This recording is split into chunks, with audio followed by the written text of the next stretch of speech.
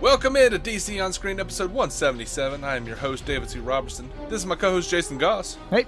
Today we're going to get super spoilery on Legends of Tomorrow 115, Destiny. To recap, hopefully correctly, Rip Hunter is introduced to the concept of the Oculus, the device by which the Time Masters map and, surprise, manipulate time. Turns out that the Time Masters are in league with Vandal Savage because he is, despite the atrocities he visits upon humanity, the only person who can unite humanity enough for mankind to survive the coming Thanagarian war. Isn't that nice? Oh, and the Time Masters claim that they instructed Savage to kill Rip's family to make him rebel and give him purpose. Shit. Yep. In other news, Mick is being brainwashed into being Chronos again. Snart is into Sara. Rip sees Ray die trying to shut the Oculus down. Jax teams with Stein to travel back to the future and does so while also convincing Stein to give him the roofie in the first place.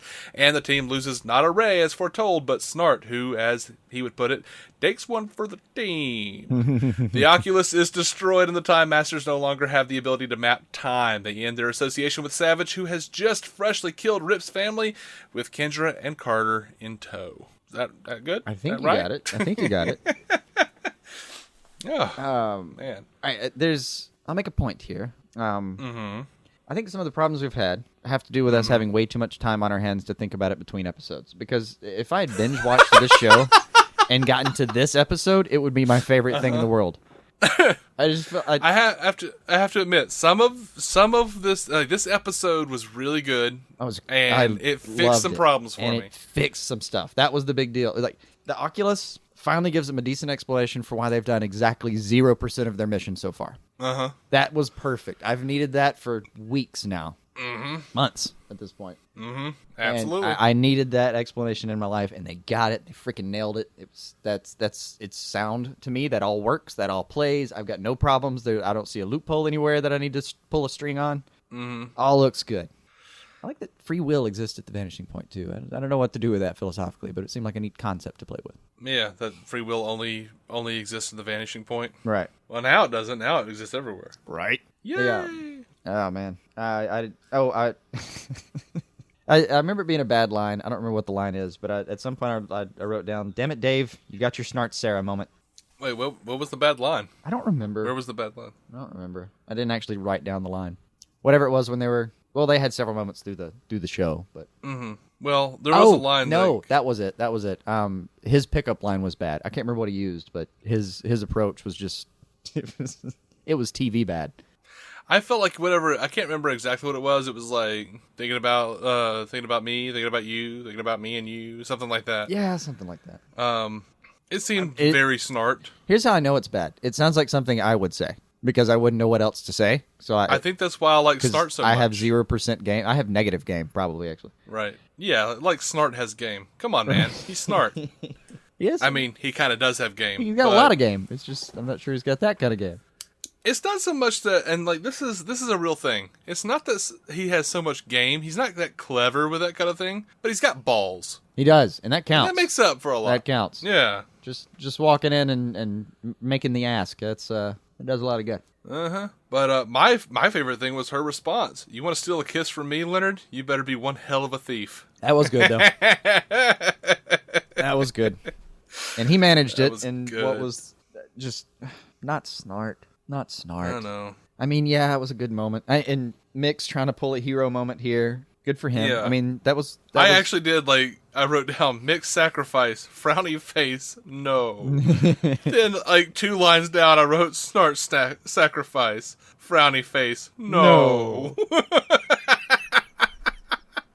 Because even when I'm writing in a notebook, I've devolved into emojis. Right. It was good, though. Like, my old friend, please forgive me, knocks him out. Oh. All that. And I didn't know if it was just it felt like a shot at Marvel saying there are no strings on me. Yeah, but I loved it. I loved it too, but it actually did sound... I didn't care.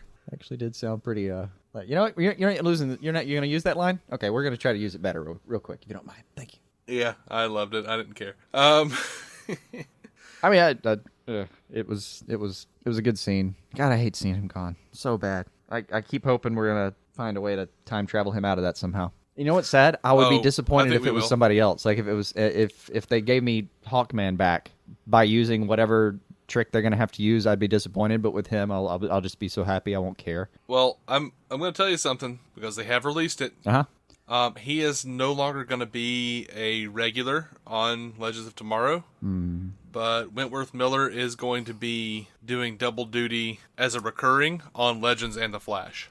Okay. At least he's not going to be gone completely, but he'll still presumably be a villain on The Flash because he hasn't gone through all this. I don't think that's how that works. Should be. I mean, when he left Central City, he was still a bad guy. He's gone through all this, and then he died during the process of this. So if he comes back, like, time's still moving at a rate of 1x over there in Central City. So he should still just be a bad dude, I think. Well, no, maybe not. Maybe not. If they go back like a few minutes and save him, maybe not. Well, then they'll undo the Oculus thing, which apparently would be bad. They might. I don't know how they're going to do it. I don't know either. I'm sure they'll find a way to make Snart around a guy who's around. Although I do kind of like the idea of him being a bad guy on one show and a good guy on the other. In a way, that's kind of neat. I mean, on The Flash, he'd kind of transcended the primary villain status. Like, he was kind of both whenever he felt like it. Yeah.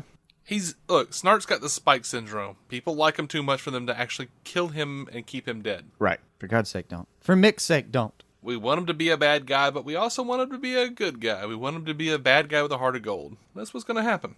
And, I totally think it's not over between him and Sara. They're not going to give up on that. So they've been building that all season. And by the way, this is how they should have been doing Kendra and Ray the whole damn time. Because they built that up, and I saw it coming. Yeah. I agreed with you. I just didn't want to do it. But it happened so fast in this episode that I'm fine with it. I just didn't want a big drawn-out thing. How'd you like Ray's little speech with Oh, go ahead.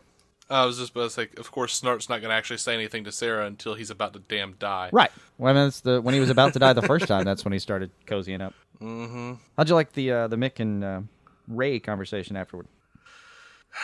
I don't think I remember it. Well, they're kind of they have a quick sit down and they kind of mix. Oh, don't tell anyone I like people or something. Right. And he kind of tells him like what. He tells him, I'd still feel the need to kill someone for Snart. And they pretty much, Savage is still out there.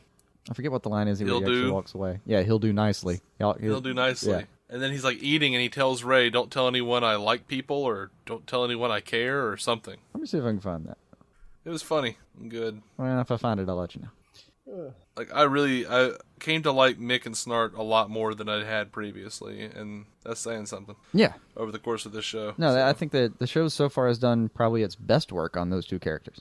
Mm-hmm. Honestly. I mean, there are a couple of people that haven't really developed at all. Like, Ray's still Ray. Let me tell you something. This episode did nothing for Kendra, man. She was useless. All she did was sit there and holler, "No!" Yeah. Well, at Savage. Put up a good fight with the guards, but that's about it.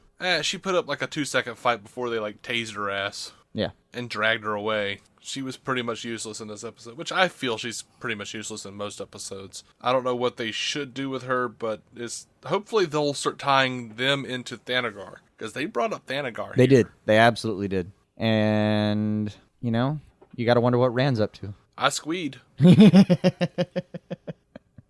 And I rewound, and I squeed again. Right.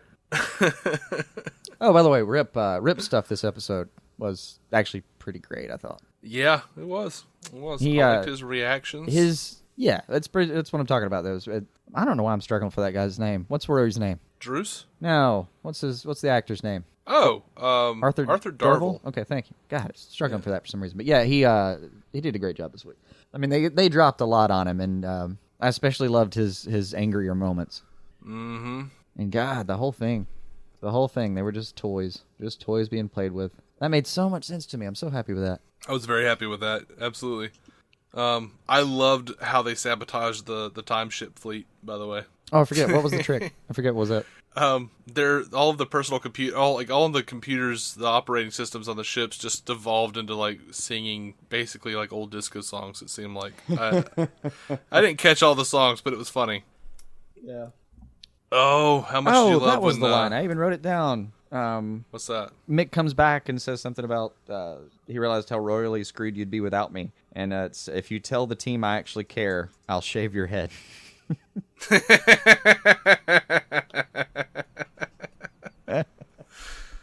Oh yeah, actually, I'm looking and I wrote it down too.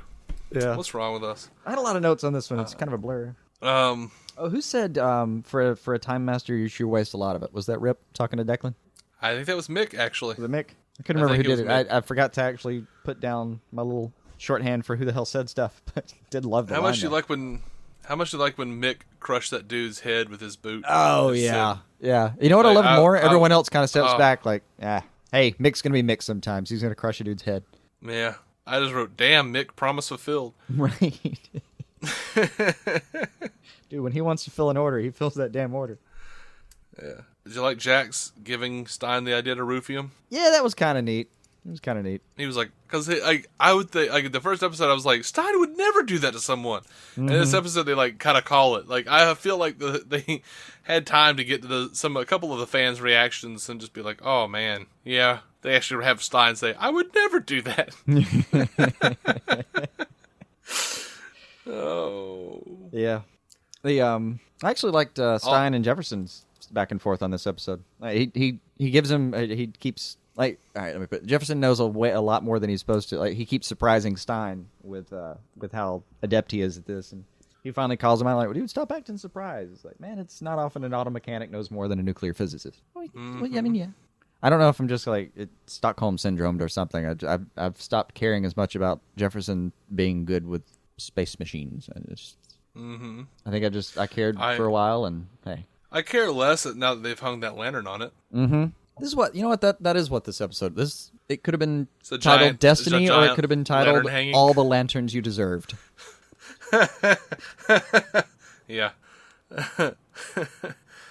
Why would they want Ray dead? Have you ever heard the things that come out of his mouth? Yes. He calls them time bastards at some point. Yeah, that was fun.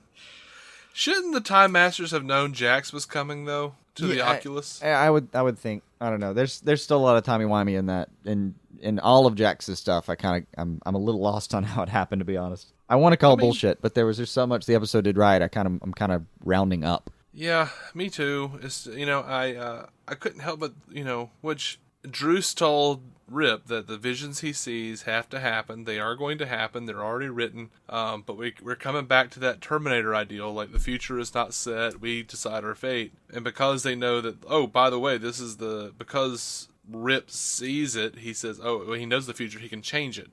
So when he sees it happening, he's like, no, don't do that. That's... Sorry. Yeah. I just it's... suddenly got a Dave Chappelle bit in my head. The bit where he's like talking about like if a young black guy even starts to do something wrong, an older black guy will jump up and be like, "Don't do that. That's 5 to 10." I remember that one.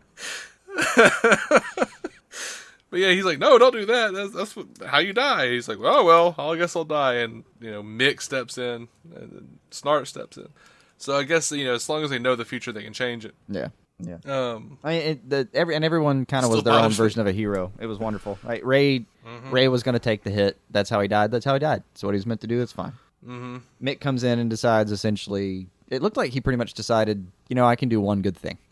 I don't know. I don't want to save haircut in particular, but let me go out out with one good thing. And then Snart comes by and just won't let his friend do it. It was all very nice. Yeah. And yet somehow one of my favorite things, maybe my favorite thing of this entire series so far, is after they've knocked Ray out, Rip shrinks him, just hits a button and shrinks him, and puts him in his pocket. That was fantastic. He's just walking around with him like a Happy Meal figure. Oh, come here, little Ray. That was funny. Like, where's Ray? Well, he's in my pocket. Oh. Yeah. Yeah. Oh, dude. And all right. So there's no Oculus. Ray calls it a tabula rasa. Mm-hmm. I don't speak Greek. And is it Rip says we're sailing without a map, or Gideon says we're sailing? Somebody says we're sailing without a map. Gotta start citing something stuff like that. I think Rip said that, but I totally thought of Firefly when he said it. Yeah. It was pretty great. So Miranda and Jonas are still murdered. And the Time Masters are powerless without the Oculus, so I guess, they could actually do the Thanagarian War in the show. Like, I'm assuming they're bleeding up to that. I really hope they are. That'd be great. That's like, because I was wondering, like, where would they go in Season 2? And now I've got a Thanagarian war staring me in my face, and I can't help but remember how amazing Starcrossed was on Justice League Unlimited. You want to get over to you want to get over to Ran and find you some Adam Strange and all that? Shut your mouth.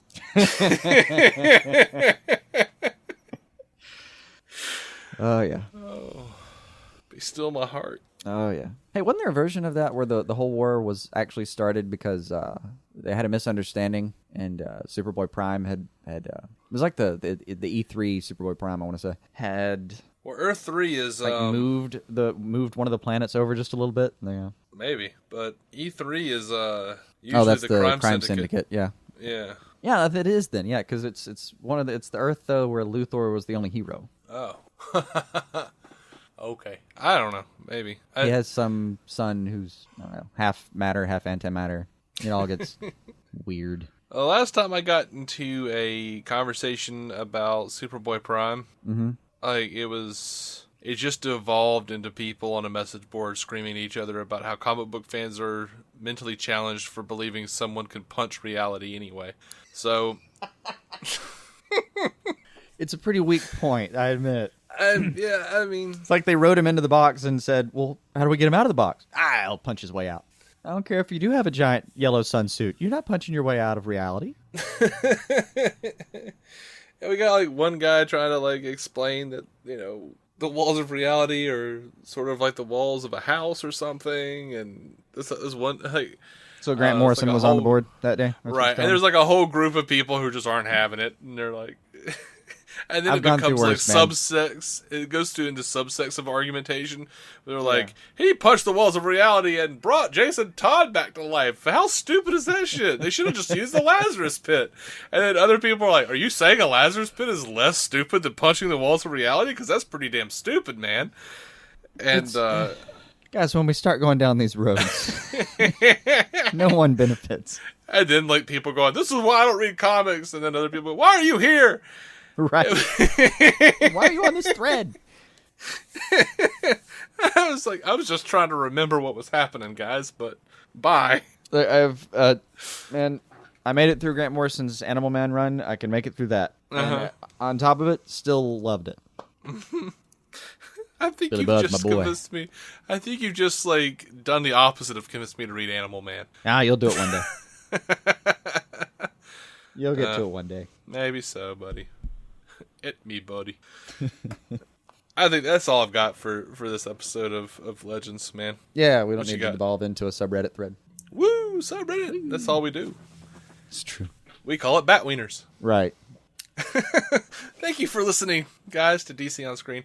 You can find every episode on DCOnScreen.com. Be sure to subscribe to us on iTunes, Stitcher, or wherever pods are caught. We are proud members of the Giant Size Team Up Network, GiantSizeTeamUp.com. Check out the other awesome shows on the network, including our sister show, the Marvel Cinematic Universe podcast, hosted by our friends Matt Carroll and Jeff Randall. Things got canceled. Go give them some love. They need it. Our next episode, we'll be getting into some weekly news. We are doing a big, giant crossover event with the Suicide Squad cast. Go vote on which movie you guys want us to review. It's between Batman and Robin, Catwoman, Steel, and Jonah Hex. Like 4 of the worst, if not the 4 worst DC movies ever friggin' made. So go over there and to either ours or their Twitter account and vote on that. Or just suggest what you think is the worst one ever made. And don't say BVS, for God's sake. Be realistic. Well, there's a bunch of people who are like, oh, where's Superman 4? Well, we promised to do that with Scott Madison, our buddy. Yeah, that's the only reason it's not on the list. We had a previous obligation to that movie. Yes. We know it's bad. It's okay. So, yeah. Anyway, until the news episode, keep some DC on your screen. By the way, come back for that news episode because so much is going on. Oh, yeah. So Supergirl! much. Supergirl! All right, guys. Keep some DC on your screen. Bye.